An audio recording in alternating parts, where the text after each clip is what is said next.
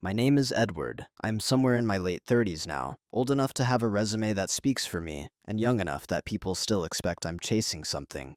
For most of my life, I've been introduced by what I do, not who I am. Consultant, manager, the reliable one who stays late, the man who always answers emails, even during dinner. People tend to underestimate me because I don't demand attention, I don't raise my voice in meetings, I don't post motivational quotes or talk about my grind. I learned early that quiet competence makes others comfortable. When you don't complain, when you deliver consistently, people stop seeing the cost. They assume you're fine. They assume silence means stability. This story isn't about villains. It's not about betrayal in the dramatic sense.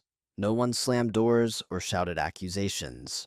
There were no explosive arguments that made it obvious something was wrong. That's part of why it took me so long to understand what I was trading away, piece by piece. I chose my career over my family every time. Now success eats dinner with me alone. For years, I framed my choices as responsibility. Ambition dressed up as duty. I told myself, and anyone who asked, that I was building something for all of us. And the truth is, I believed it.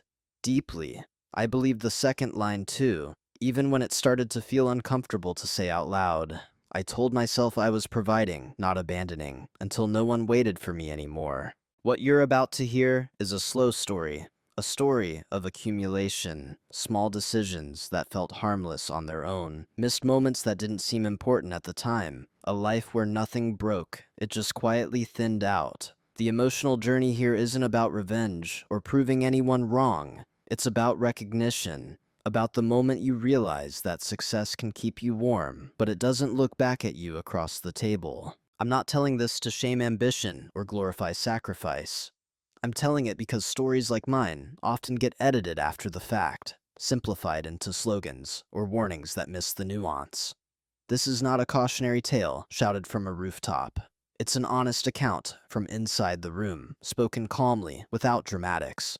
Over the next parts, I'll walk you through who I was to the people closest to me, how that role slowly hardened, and how silence became both my shield and my weapon. You'll hear about the moment things shifted, not outwardly, but internally, and what it means to live with clarity instead of noise. I don't promise a hero. I don't promise redemption in the cinematic sense. I promise accuracy, and maybe, if you listen closely, you'll recognize a version of yourself somewhere in the margins of the story. Before we begin, let me ask you something gently. No pressure to answer right away. Have you ever looked at a life you built carefully and wondered when it stopped feeling shared? To the people in my life, I was dependable in a way that felt permanent, like infrastructure. Something you don't thank because it's always there, doing what it's supposed to do. At work, I was solid. That was the word my director used most often. Not brilliant, not visionary, solid. The man you put on complex projects because he wouldn't panic, wouldn't complain, and wouldn't miss a deadline. I didn't fight for visibility. I believed that results spoke louder than personality. Over time, that belief became my reputation. If something needed fixing quietly, it came to me. If a meeting ran late, I stayed. If a weekend was sacrificed, it was assumed I'd understand. At home, the language was softer, but the shape was the same. I was the provider, the stabilizer, the one who handled things. My family spoke about me with pride, especially to others. Edward works so hard. Edward is always busy. Edward carries a lot. Those sentences sounded like appreciation, and I accepted them as such. I didn't notice that none of them described how it felt to be with me, only what I was useful for. I was rarely asked what I wanted to do on a Sunday. Plans formed around my absence, not my presence. Dinner times were flexible because Edward might be late. Holidays were scheduled with the understanding that I'd probably bring my laptop. No one complained. That was the dangerous part. When no one objects, you assume everything is fine. If I'm honest, I helped train them to see me this way. I said yes automatically. I downplayed exhaustion. I framed missed events as temporary sacrifices. I told myself and them that this was just a season, that once the next promotion came through, once the next contract stabilized, once the next milestone was reached, I'd be more available, more present, more human. But seasons have a way of repeating when you don't interrupt them. When I did show up, I was pleasant but distracted, half listening, mentally elsewhere. I didn't bring conflict home, but I didn't bring energy either. I mistook calm for connection. I thought being low maintenance made me easy to love. What it actually did was make me easy to overlook. No one sat me down and said, "You're becoming invisible." There was no intervention, no ultimatum. Instead, there were small adaptations. Conversations that continued without waiting for my input. Decisions were made and then updated to me later. A tone shift. Not cold, just efficient. Like communicating with someone who wasn't expected to fully participate. I remember once coming home later than usual and realizing dinner had already been cleared.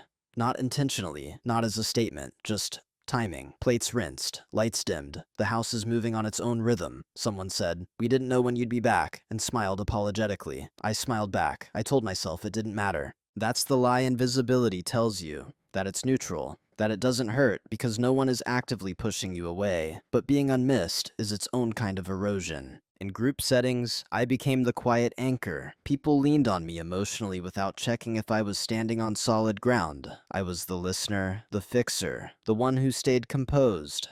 Over time, my inner life stopped being a shared space. It became a storage room. I put things there to deal with later. I wasn't unhappy, that's important to say. I was functional, productive, respected in abstract ways, but I was no longer central to anyone's emotional day. I existed at the edges, important, but not intimate, necessary, but not awaited. And the strangest part, I wore that role with a kind of pride. Being needed felt like purpose. I'm confused about being relied on and being loved. I thought the absence of conflict meant alignment. I thought silence meant understanding. Looking back now, I can see that this version of me was not weak. He was disciplined, capable, earnest. But he was slowly disappearing in plain sight, convinced that endurance was the same thing as meaning. I didn't know yet that this was the foundation for everything that came next. I only knew that I was tired in a way sleep didn't fix, and that no one seemed to notice when I stopped explaining why. The first moment that stayed with me didn't look important. That's why it worked. It happened on a Tuesday evening, the kind of day that doesn't carry memory on its own. I came home later than planned, not unusually late, just late enough to arrive mid-conversation. The kitchen lights were on. Someone was laughing. The television murmured in the background. Life was already in motion. I stood there for a second, briefcase still in my hand, waiting for the natural pause where someone notices you've entered the room. It didn't come. No one ignored me deliberately. That's the detail people miss when they imagine moments like this. There was no eye contact avoided, no cold shoulder. The conversation simply continued. A story about someone's coworker, a joke I didn't have the context for.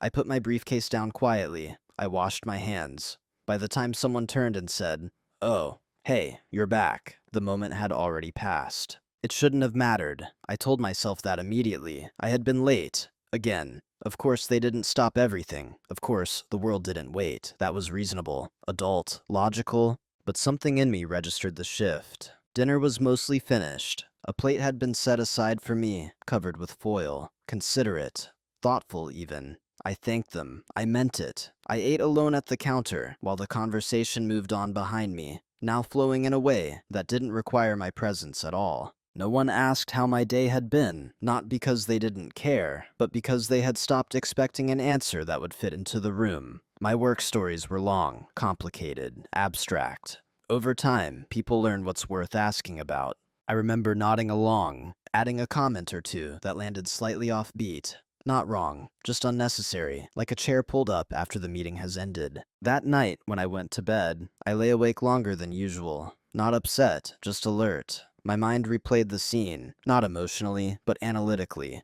I tried to locate the exact point where I'd lost synchronization with the people I loved. The next day, nothing changed. That was the second cut. At work, I mentioned an idea during a meeting, a measured suggestion, practical, low risk. It passed without comment. 10 minutes later, someone else reframed the same idea with more enthusiasm, more performance. Heads nodded. The director smiled. "That's solid thinking," he said, to them. I didn't react. I didn't interrupt. I didn't reclaim it. I told myself it didn't matter who got credit as long as the project succeeded. That had always been my philosophy, results over recognition. But I wrote it down that time. Not in a dramatic way, just a note in the margin of my notebook. A quiet acknowledgement that something had been taken, not stolen, just absorbed.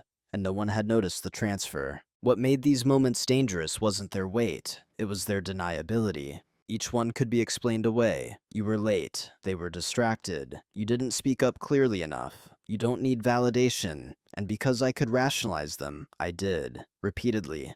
That's how small cuts become normalized. You convince yourself you're being mature. I didn't confront anyone. There was nothing to confront. No one had done anything wrong in a way that could be pointed to. The world had simply adjusted around my silence. I began to notice patterns. When I spoke less, conversations moved faster. When I didn't attend, plans simplified. When I stopped offering opinions, decisions came quicker. My absence smoothed things out. That realization didn't hurt. It chilled. I had always believed my presence added stability. Now I wondered if it had been adding friction instead. Not conflict, just weight, consideration, delay. That's when I started choosing my words more carefully, not to assert myself, but to observe, to see how much of me was actually required. The answer, slowly and unmistakably, was less than I thought. And still, I said nothing. I smiled. I delivered. I showed up late and left early. I told myself this was adulthood, compromise, efficiency. I didn't yet understand that the first small cut isn't meant to wound you. It's meant to test whether you bleed quietly. After the first few moments lodged themselves in my awareness, something else happened, not externally, but internally. I began explaining them away before they fully formed. I learned to pre-forgive things that hadn't yet occurred. That's how normalization works. You don't wake up one day and accept being dismissed. You slowly adjust your expectations until dismissal feels like efficiency. At work, my role became increasingly defined by execution rather than influence.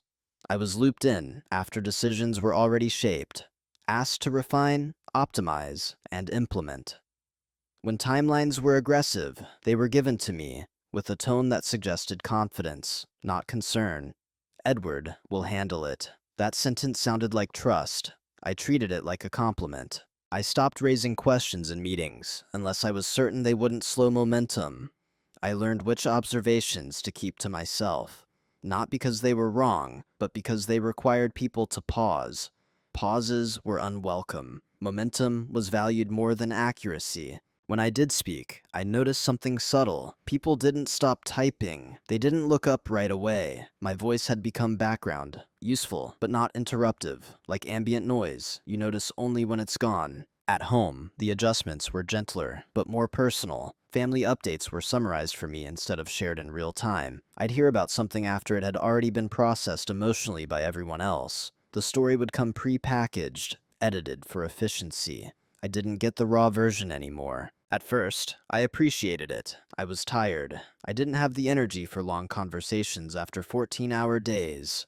This arrangement felt considerate. Everyone was adapting to my schedule. What I didn't see was that they were also adapting away from me. There's a specific kind of disrespect that wears the mask of accommodation. It doesn't insult you. It organizes around you. It assumes your absence and builds systems to compensate. No one intends harm, they just stop waiting. I became someone you update, not someone you experience things with. And I helped it happen. I answered messages hours later, then days later, always with apologies and explanations. I missed small rituals, not big events, but connective moments. A shared coffee, a quick walk. The kind of interactions that don't feel important until they disappear. When someone would say, "We didn't want to bother you," I felt a strange mix of relief and loss. Relief because I could rest. Loss because being not bothered slowly turned into being not needed. I rationalized everything. That was my real talent. This is just a demanding phase. Everyone sacrifices in their 30s. I'm doing this for all of us. Those thoughts were comforting because they framed my silence as strength, as self-control, as maturity. I told myself that asserting needs would be selfish, that presence was less valuable than provision. Over time, even I began to treat my inner life as an inconvenience. At work, I noticed younger colleagues being encouraged to speak boldly, even clumsily. Their interruptions were labeled initiative. My restraint was labeled reliability. They were being shaped for leadership. I was being preserved for stability. No one said it out loud. They didn't have to. The pattern was clear if you watched long enough. Once during a review, a manager told me, "You don't need much managing." It was meant as praise. I smiled. Later, alone, I realized what it implied. People who don't need managing also don't get invested in. At home, decisions were increasingly made without checking my availability, not out of resentment, out of habit. I was informed, not consulted. When I did object, even mildly, there was confusion. "You're usually fine with this." And I was. That was the problem. I had trained everyone, colleagues, family, even myself, to expect very little from me emotionally and to give very little back. Still, I didn't feel wronged. I felt logical, efficient, slightly hollow, but productive. Disrespect, when it arrives quietly, doesn't announce itself. It blends into routine. It convinces you that wanting more is indulgent, that needing acknowledgement is insecurity. I told myself that dignity lived in restraint, that power didn't need to be loud. What I didn't yet understand was that silence, when unchosen, is not dignity. It's erosion. And erosion, left unattended, doesn't just change the landscape, it removes you from it. Roles aren't always given with ceremony. Sometimes they're assigned through repetition, by what you accept without comment. By the time I noticed mine, it was already well established. At work, I had become the safe pair of hands. The phrase came up often, usually in rooms I wasn't invited into.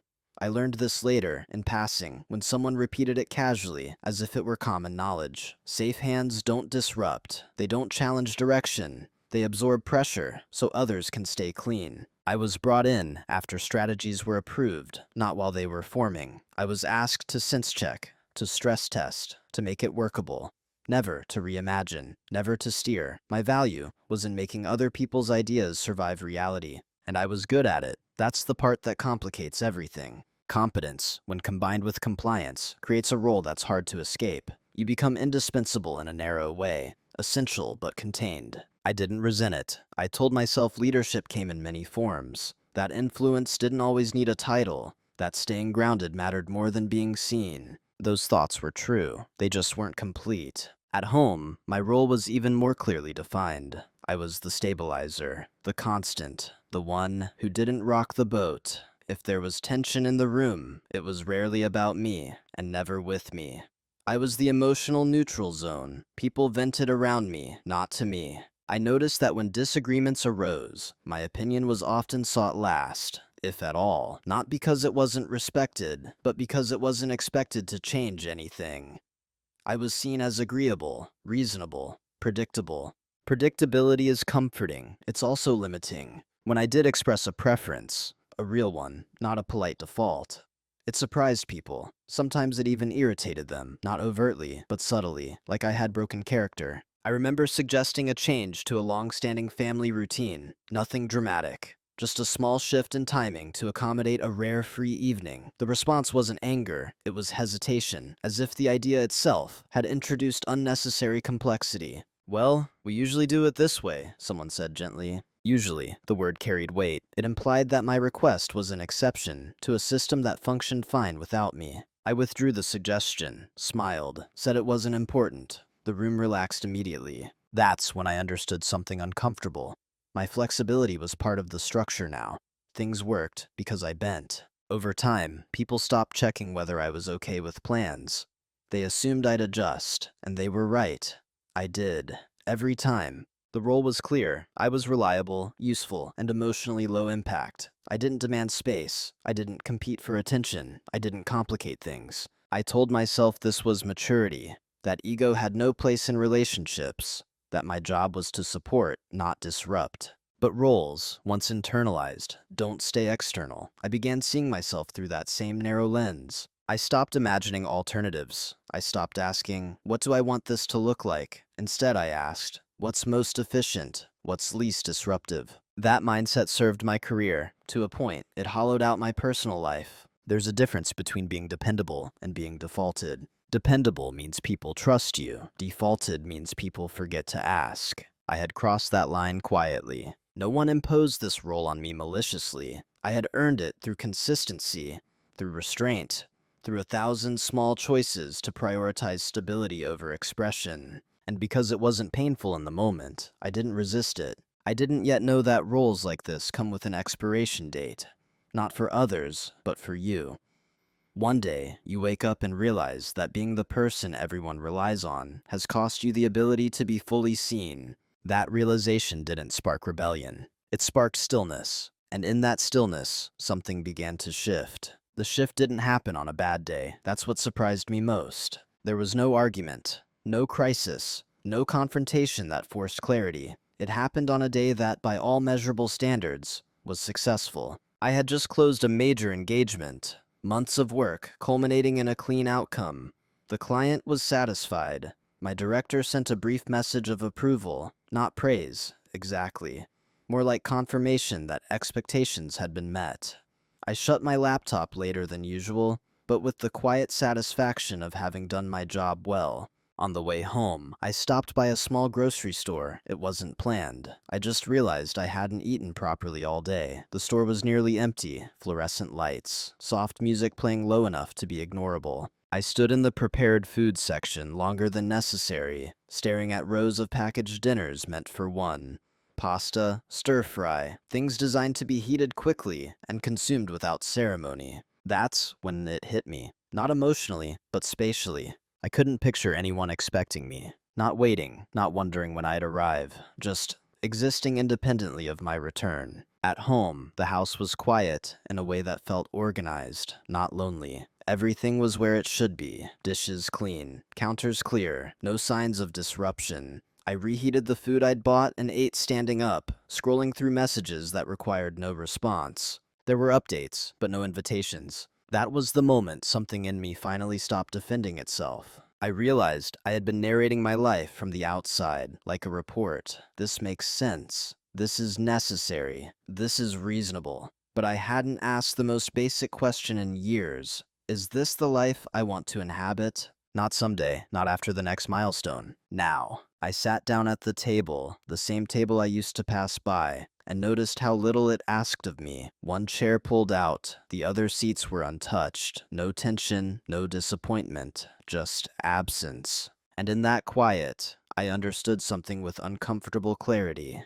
No one had taken anything from me. I had volunteered. Every missed moment, every deferred boundary, every "I'll make it up later." I had offered those pieces freely, under the assumption that they would accumulate into something meaningful. They hadn't. They had accumulated into efficiency. That night, I didn't feel angry. I didn't feel sad in the way people expect sadness to look. I felt awake. The internal shift was subtle, but irreversible. I stopped asking how long I could sustain this. I started asking what it was sustaining. At work the next day, I noticed how quickly my calendar filled. Not with my priorities, but with everyone else's. Meetings scheduled without consultation, deadlines assumed, my time treated as a shared resource. I didn't push back, not yet. I just observed, without the protective stories I used to tell myself. For the first time, I allowed the discomfort to exist without smoothing it over. At home, I noticed how conversations ended without me, not unkindly, efficiently. I noticed how little space there was for me to enter without announcing myself. I noticed how accustomed everyone had become to my emotional minimalism. And I noticed something else, too. No one was worried about me. That wasn't an accusation. It was an observation. The role I played didn't require concern. I had made myself low maintenance enough to disappear emotionally. That's when I understood that change wouldn't come from being seen differently by others. It would come from seeing myself differently. I didn't make declarations. I didn't set ultimatums. I didn't confront anyone with my realization. I went to bed that night and slept deeply.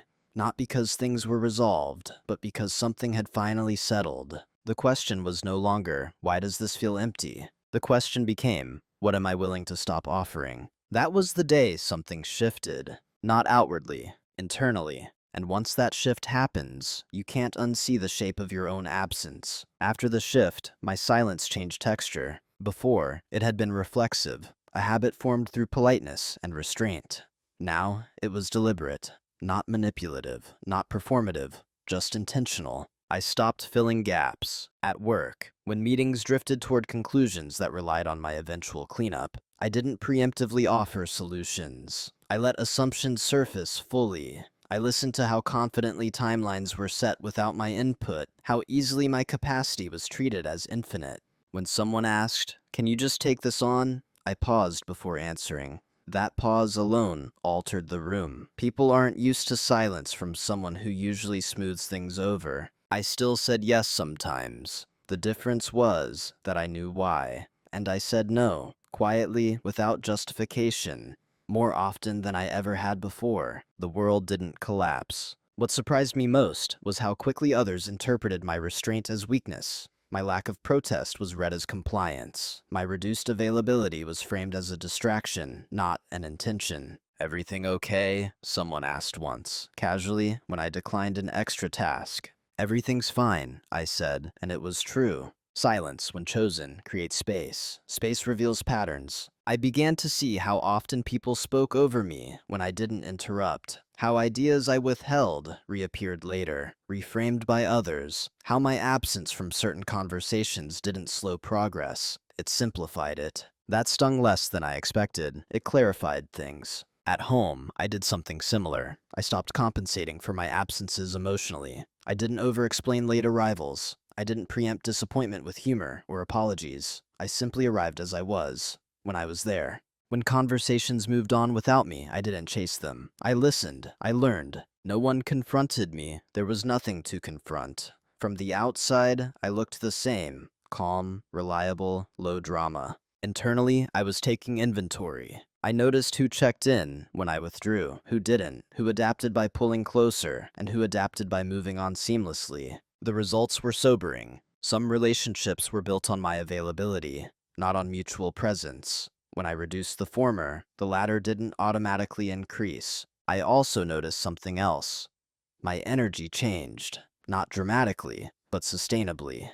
I wasn't constantly ahead of myself anymore, anticipating needs that hadn't been voiced. That alone freed up mental space. In that space, I started thinking long-term, not in terms of revenge or exposure, just alignment. I asked myself questions I'd avoided for years. What leverage do I actually have? What assumptions are being made about me? What would happen if I simply stopped reinforcing them? I didn't announce these questions. I didn't share them. I let them work quietly. People often confuse silence with passivity. They assume that if you're not pushing, you're drifting. That assumption can be useful, because when you stop narrating your intentions, others project their own. At work, some colleagues assumed I was coasting. Others assumed I was disengaged. A few assumed I was struggling. No one asked directly. At home, my calm was mistaken for contentment. The absence of complaint was read as acceptance. I didn't correct them, not because I wanted them to be wrong, but because I needed to see how much of my life depended on being misunderstood. Silence stopped being the thing that erased me. It became the thing that showed me where I stood. And what it showed me wasn't flattering, but it was honest. I wasn't central. I was optional. That realization didn't hurt anymore. It sharpened. Because once you know you're optional, you stop trying to be essential. You start deciding where you actually belong, while everything on the surface looked unchanged. Something fundamental was happening beneath it, and no one noticed. That wasn't accidental. When you've spent years being predictable, your unpredictability registers as noise, not signal. People assume it will resolve itself. They don't look closely. I used that, quietly, methodically, without urgency. At work, I began documenting instead of volunteering. Not in a defensive way, just thorough. Decisions, assumptions, dependencies. Who approved what, when timelines shifted, and why. I didn't do this to trap anyone. I did it because I finally understood the system I was operating in. Every organization runs on invisible labor. Mine had been part of that labor for years. I knew where the gaps were because I had filled them. I knew which projects survived only because I had absorbed their risk. I stopped absorbing. Instead, I mapped. I paid attention to how often my name appeared in internal threads after decisions went wrong. Not as the decision maker, but as the stabilizer, the one expected to help fix it. I noticed how often problems landed on my desk without formal ownership attached. I also noticed how little of this was visible to leadership. At home, something similar unfolded. I listened more than I spoke. I stopped offering solutions to problems that weren't brought to me directly. I let silences sit instead of filling them with reassurance. I noticed who initiated contact and who responded only when convenient. I noticed how often my presence had been treated as a utility, valuable, but not emotionally engaged with. I began to understand the architecture of my relationships. This wasn't bitterness, it was clarity. In the evenings, instead of collapsing into exhaustion, I read. Not motivational books, not productivity hacks. I read about leverage, about systems, about how power actually functions when no one is shouting. I learned that the most influential shifts rarely announce themselves. They happen when someone stops reinforcing an assumption everyone relies on. And I realized something unsettling. A lot of people relied on me staying exactly as I was. At work, my restraint had allowed others to grow faster, to take credit safely, to avoid accountability. I wasn't exploited in a dramatic way. I was useful. That's harder to argue against. At home, my emotional availability on demand had made things smoother. I had buffered tension, softened consequences, removed urgency. In doing so, I had made myself non-essential. People don't notice preparation when it doesn't inconvenience them. I began positioning without posture. I declined certain responsibilities while excelling quietly at others. I made my contributions more visible on paper, less flexible in practice. I asked for clarity instead of offering it. Who owns this? What's the priority here? What happens if this slips? Neutral questions, reasonable questions. They changed the dynamic more than any speech could have. At home, I created space in a different way. I didn't withdraw physically. I withdrew energetically. I stopped overextending emotionally. I let others sit with the consequences of their assumptions. If no one waited for me, I didn't rush. If plans happened without me, I didn't resent them. I simply took note. What surprised me was how quickly new patterns stabilized, how little friction there was. It confirmed something I'd been avoiding. My role had been more about convenience than connection. This wasn't a revelation I shared, it was one I carried. There's a particular kind of power in being underestimated while fully aware of the field. When people think you're static, they stop tracking you. They don't notice the subtle reallocation of effort, the quiet withdrawal of support. They don't notice when you stop protecting them from consequences. That's what this phase was about. Not revenge, not exposure. Preparation. I wasn't planning to burn bridges. I was planning to stop standing in the middle of them. And the more I prepared, the calmer I became. Because clarity does that. It removes the need for urgency. When you know what you're doing, you don't need to announce it. They never noticed the shift because it didn't disrupt their day, but it was already changing the shape of mine. The reveal didn't come as a shock. It came as confirmation. By the time I saw it clearly, I had already sensed it for months. The way you sense a structural weakness in a building you've lived in too long. You don't notice it all at once. You feel it when doors stop closing properly, when floors creak in new places. The moment itself was unremarkable. A routine review. A document was shared late in the evening. I almost didn't open it. It was a summary of responsibilities tied to a long-term initiative I had been involved in since its inception. My name appeared throughout, not prominently, not ceremonially, but consistently. Embedded in processes, referenced in contingency plans, quietly assumed. What struck me wasn't the recognition, it was the dependency. If I stepped back, even slightly, timelines wouldn't just stretch, they would fracture. Not because others were incompetent, but because the system had been built with my flexibility as a hidden variable. I had been the margin of error, and margins, by definition, aren't acknowledged until they disappear. That was the private reveal. I wasn't powerless, I was uncredited. There's a difference. Power doesn't always sit where titles suggest it does. Sometimes, it sits in the person who absorbs variance. The one who smooths transitions. The one who makes everyone else look decisive. I had been doing that for years. Not strategically, but instinctively. Now, I saw it as leverage. Not something to exploit. Something to finally understand. At home, a similar clarity surfaced, though it was more emotional than structural. I realized that my absence hadn't created chaos because I had already removed myself emotionally long before I reduced my physical presence. People had adjusted. They had learned to self-regulate without me. That meant two things. First, I wasn't as essential as I once believed. Second, neither was the version of me I was clinging to. The reveal wasn't that I could hurt people by leaving. It was that staying, as I was slowly erasing me. I didn't feel triumphant. I felt grounded. This wasn't a secret advantage to be wielded dramatically. It was a truth to be respected. Knowing where you stand changes how you move. I stopped imagining conversations where I'd explain myself. I stopped rehearsing justifications. I understood that explanations were part of the old pattern, the one where I overfunctioned to maintain comfort. Instead, I focused on alignment. What would it look like to live in a way that didn't require constant translation, where my presence wasn't optional but chosen by me first? At work, that meant acknowledging something difficult. The environment I was in valued my output more than my voice. That might never change, and that was information, not an insult. At home, it meant recognizing that relationships built around my endurance would struggle to adapt to my boundaries. Neither realization made anyone wrong, but they made my next choice unavoidable. The private reveal stripped away fantasy. There would be no version of this where I stayed the same and felt fulfilled. There would be a loss either way. The only variable was whether it would be quiet and internal, or visible and structural. I chose structure. I didn't tell anyone what I'd discovered.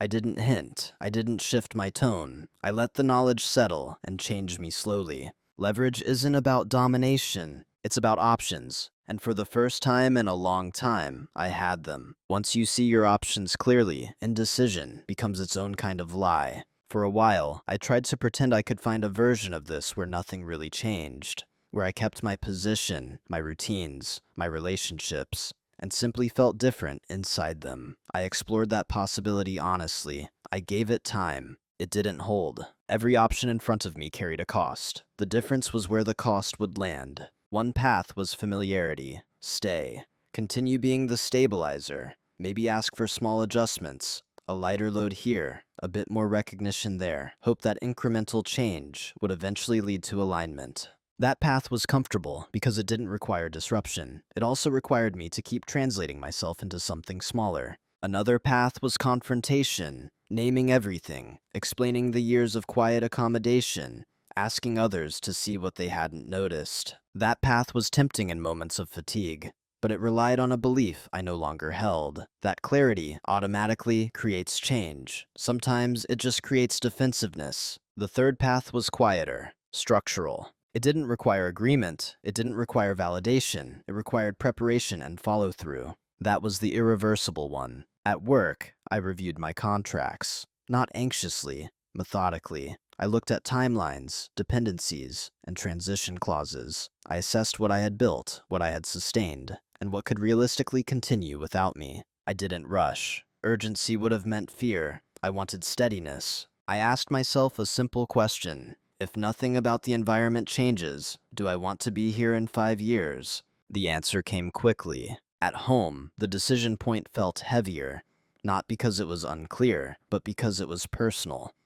I understood that shifting my structure would expose truths others hadn't prepared for, not because they were cruel, but because comfort had masked imbalance. I wasn't angry with anyone. That made the decision harder, not easier. It would have been simpler if there were villains. Simpler if I could point to a moment of betrayal. But this was about drift. And drift, left uncorrected, becomes distance. I stopped asking myself whether my decision would hurt others. Any meaningful change does. I asked whether staying would continue hurting me in ways that no one could see, including me. I chose the path that respected what I had learned. The decision wasn't announced, it was enacted. I began detaching from roles that required my invisibility to function. I reduced emotional labor that wasn't reciprocal. I stopped optimizing systems that didn't include me in their future. Not dramatically, deliberately. There was a calm that came with committing, a clarity that removed second guessing. Once the decision was made, I didn't need to revisit it daily. I simply moved forward. People often imagine decision points as moments of intensity, raised voices, tears, final conversations. This one wasn't like that. It was quiet.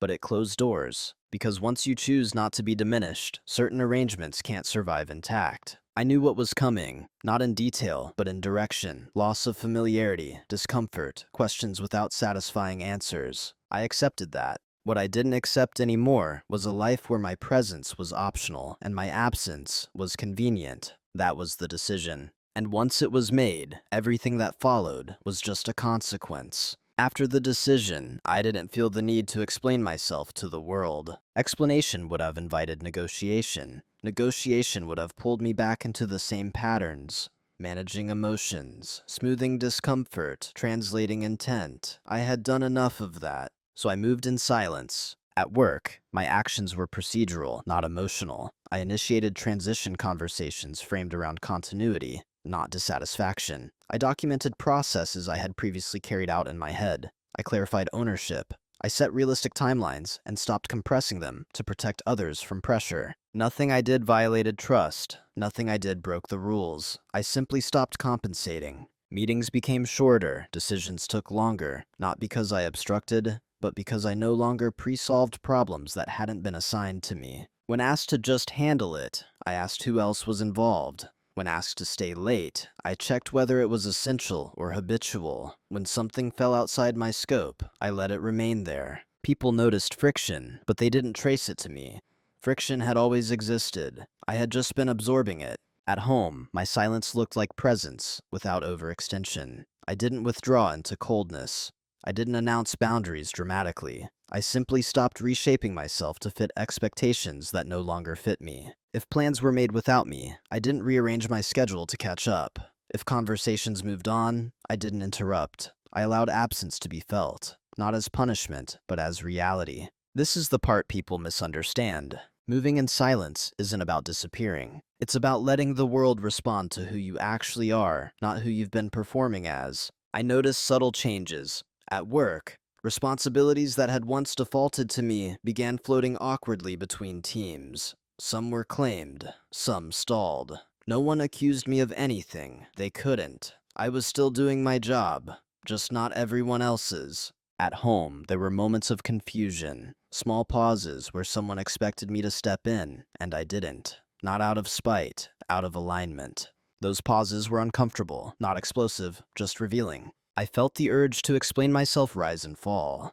Old habits don't vanish easily, but I reminded myself, if something requires explanation to be respected, it probably won't be respected for long. Silence held. I used the time and energy I reclaimed to stabilize my next steps. Financially, logistically, emotionally. I didn't rush. I refined. There's a difference between leaving and exiting. Leaving is reactive. Exiting is intentional. I wasn't running away. I was stepping into a life that didn't require constant justification. No one noticed yet. That's the strange thing. People assume change announces itself, that it comes with visible signals. But the most consequential shifts often look like nothing at all, until the structure they depended on isn't there anymore. I was still present, still polite, still competent, just no longer invisible by choice. And once you stop moving to keep others comfortable, the system starts adjusting. That's when consequences begin. Consequences rarely arrive with drama, they arrive in confusion. At work, the first signs were subtle: a missed handoff, a meeting that ended without resolution, a follow-up email asking for clarification on something I had quietly stopped managing. Nothing was wrong in a way that could be escalated, but nothing flowed the way it used to either. People began noticing delays, not catastrophic ones, just enough to disrupt the illusion of smoothness. Questions that once landed on my desk automatically now lingered unanswered because no one was sure who owned them. I was still included in conversations, but differently, more cautiously, as if people were recalibrating without admitting it. Someone asked, "Do you have bandwidth for this?" A question I hadn't heard in years. I answered honestly. Sometimes the answer was yes, sometimes it wasn't. Each time the system adjusted, awkwardly, imperfectly, but undeniably. At home, the consequences were more personal. There were moments when my absence created small pockets of tension, not arguments, gaps, things that went unspoken until they couldn't be ignored. Emotional labor I used to perform quietly now remained undone. I noticed frustration surface where ease had once existed, not because I had changed dramatically, but because others were now encountering realities I had been smoothing over. "What do you think?" someone asked me one evening, mid-discussion. I answered carefully, not to please, to be accurate. The room went quiet. It wasn't hostility, it was recalibration. People had grown accustomed to my neutrality. A real opinion disrupted the balance. Not because it was extreme, but because it reminded them that I was more than a stabilizing force. At work, leadership began asking for updates more frequently. not because they distrusted me, but because they were feeling the absence of my silent corrections. I didn't rush to reassure them. I gave clear, bounded responses. I let outcomes speak. The strange thing was how quickly discomfort spread, and how little anyone traced it back to me. They couldn't. I hadn't withdrawn, I hadn't underperformed, I had simply stopped compensating. That's when you learn how much of a system depends on quiet labor. At home, someone eventually said, "You've been different lately." I nodded, not defensively, not apologetically, just acknowledging the truth. They didn't press. People often don't when they sense that pressing won't restore the old dynamic. There was no explosion, no accusation, just a growing awareness that something fundamental had shifted and that it wasn't going to snap back easily. I felt something unexpected during this phase, relief. Not because others were uncomfortable, but because I no longer was. For the first time in years, my inner state matched my outer behavior. I wasn't performing calm. I was calm. I wasn't suppressing frustration. I had resolved it. The consequences continued unfolding slowly. Missed expectations, adjusted roles, subtle questions of accountability. And with each one, I became more certain that my decision had been necessary. Because systems that only function when one person overextends are not stable. They're dependent. And dependency, once exposed, demands change from everyone involved. The moment people realized something was wrong, they assumed it could still be corrected. That's a common mistake. At work, the tone shifted from casual recalibration to quiet concern. Meetings multiplied. Check-ins became more frequent. Not confrontational, just attentive in a way they hadn't been before. Someone said, "We might need to rethink how we're distributing responsibilities." Another suggested, "Maybe we should get your input earlier in the process." These were reasonable ideas, sensible even. They just came too late. Not because I was resentful, but because they were reactive. They were attempts to restore function, not to reimagine structure. The underlying assumption was still that I would absorb the complexity once adjustments were made. I listened. I responded professionally. I didn't dismiss the efforts. But internally, the decision had already passed its point of reversal. When people finally notice your absence, they often try to fix it by pulling you back into the same role, just with better language, more appreciation, temporary flexibility. That's not change, that's maintenance. At home, something similar unfolded. Conversations that had been efficient became emotionally charged. Not explosive, uncertain. Someone asked if I was unhappy, another wondered if I was burning out. I answered honestly, but minimally. "I'm clear," I said once, and meant it. Clarity is unsettling to people who are still negotiating with discomfort. They want explanations that offer hope of return. I couldn't offer that. There was an attempt to recreate old rituals. Dinners were suggested at the last minute. Invitations framed as spontaneity. It was kind. It was also unfamiliar, like visiting a place you used to live, now staged for nostalgia. I didn't reject the gestures. I just didn't let them reset expectations. Because the truth was this: I no longer wanted to be the version of myself that those fixes were designed for. The hardest part wasn't watching others struggle. It was realizing that the effort to fix things confirmed everything I had already understood. They missed what I did, not who I was. At work, a senior leader finally asked me directly, "What would it take for this to work long term?" It was an honest question. I gave an honest answer. And in the silence that followed, we both understood it wasn't going to happen. The cost of real change was higher than they were prepared to pay. Not financially, but structurally. It required relinquishing comfort, redistributing power, and acknowledging how much had been propped up quietly. That's a hard mirror to look into. At home, the realization landed more slowly. There was confusion, a sense of things slipping without a clear cause. People tried to adjust by leaning in emotionally, but without addressing the years of emotional absence that had already settled. I wasn't angry. I was done negotiating with a past version of myself. When you wait too long to value someone's presence, you often end up only noticing their absence. And absence doesn't negotiate. It simply exists. By the time the panic arrived, the subtle urgency, the questions, the attempts to recalibrate, the internal decision was already integrated. Not because I wanted to punish anyone, but because returning would have meant betraying the clarity I had earned. And that, finally, was something I wasn't willing to do. The confrontation, when it finally came, didn't look like a confrontation at all. No raised voices, no dramatic pauses, no listing of grievances, Just a conversation that had been delayed so long, it no longer carried heat, only gravity. At work, it happened in a small conference room I'd sat in dozens of times before.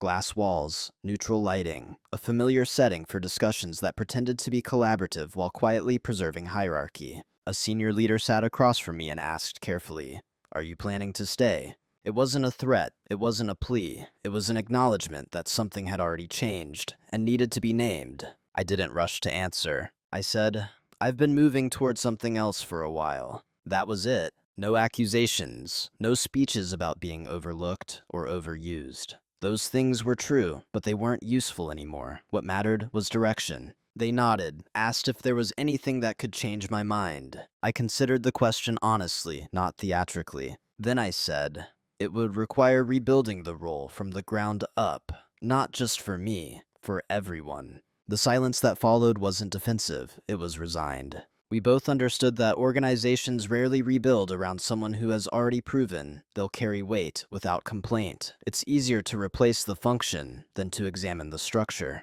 The conversation ended respectfully, even warmly. There were compliments, appreciation expressed in clear terms, finally specific, finally generous. I accepted them without reaction. Gratitude offered at the end doesn't retroactively change the middle. At home, the confrontation was quieter still. It happened late one evening in the living room after a long pause that had stretched for weeks. Someone finally said, "I feel like you've already left." I didn't deny it. I didn't defend myself either. "I've been stepping back," I said. "Not from you, from the way things were." There was confusion, a need for reassurance. Questions framed carefully, like stepping on unfamiliar ground. "Why didn't you say something sooner?" I thought about all the times I had, indirectly, through fatigue, through absence, through silence that was never interpreted as a signal.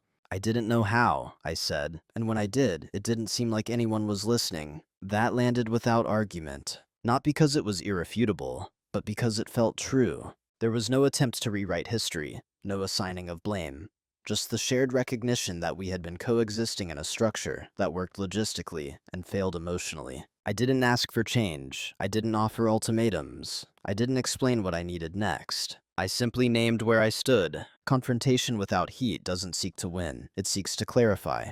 And clarity, once spoken, can't be taken back. The conversation ended without resolution. And that was the resolution. We had reached the edge of what could be fixed with words. I went to bed that night without the familiar churn of second guessing. No replaying sentences. No wondering if I'd said too much or too little. I had said exactly enough. For the first time, my silence and my voice were aligned. And that alignment felt like closure, even before anything had formally ended. Who I am now looks quieter from the outside. There's no dramatic reinvention, no visible declaration of independence. If you were to pass me on the street or glance at my calendar, you might assume very little has changed. That's fine. The most important shifts don't announce themselves. I no longer define myself by how much I can endure. That alone has changed everything. My days are structured around intention instead of obligation. I choose where my attention goes with the same care I once reserved for other people's priorities.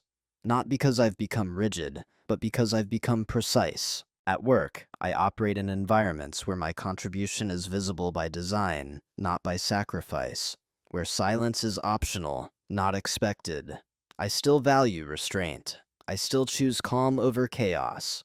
But I no longer confuse composure with disappearance. I speak when it matters, I don't know when it doesn't, and I don't apologize for either. At home, my presence is simpler and more honest. I no longer arrive exhausted and half available. When I'm there, I'm there. When I'm not, I don't pretend otherwise. Some relationships adjusted, some didn't. That's not a failure, it's information. I've learned that closeness built on convenience dissolves when convenience is removed. Closeness built on choice deepens. I don't resent the past version of myself. He did what he believed was right with the tools he had. He thought sacrifice would translate into security. He believed consistency would create a connection. He was wrong, but he wasn't foolish. He just didn't know that presence is not something you provide later. It's something you practice now. I eat dinner differently these days. Sometimes alone, sometimes not, but always consciously. I sit at the table. I don't scroll. I notice when I feel full. Emotionally, not just physically. Success still exists in my life, but it no longer sits across from me pretending to be company. It's a resource now, not a replacement. I don't chase validation. I don't chase urgency. I don't chase the feeling of being needed. I value being chosen by others, yes, but more importantly, by myself. Quiet dominance isn't about control. It's about self-respect, practiced consistently enough that it reshapes your environment. I didn't become louder to be seen. I became clearer. And clarity, I've learned, is the most stable form of power. There's a particular kind of ending that doesn't feel like an ending at all. It feels like a settling. Not everything in my life resolved neatly. Some relationships softened instead of deepened. Some doors closed without ceremony. Some dinners are still quiet. That's part of the truth, and I won't dress it up. But the quiet is different now. It's not the silence of neglect. It's the silence of alignment. For a long time, I believed that being good meant being endlessly available. That love was proven through sacrifice. That if I just carried enough weight, eventually someone would notice and meet me there. What I learned instead is this.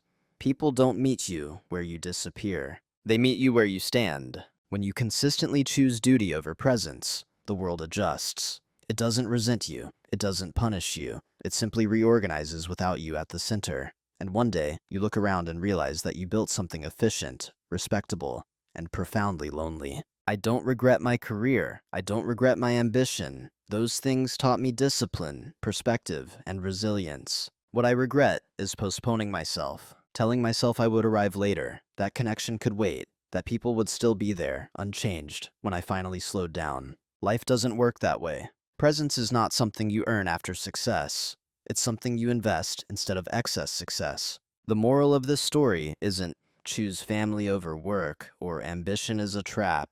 Those are slogans. Real life is messier than that. The real lesson is quieter. If you don't decide where you matter, you'll be useful everywhere and belong nowhere. Quiet dominance isn't about winning. It's about refusing to be eroded by roles you never consciously agreed to play. It's about noticing when your silence stops being a choice and starts becoming a habit that costs you your place in your own life. I live differently now. Not louder, not harder, just with clearer boundaries between what sustains me and what consumes me. And when I sit down to eat, whether alone or with someone else, I know exactly why I'm there. That's enough. Before we end, I want to leave you with one open question. Not as advice, not as judgment, just as an invitation to reflect. In your life right now, where are you telling yourself you're providing when you might actually be slowly disappearing? If this story resonated with you, I'd like to hear your thoughts in the comments. Not the polished version, the honest one. Sometimes naming it is the first way back. Thank you for staying with me until the end.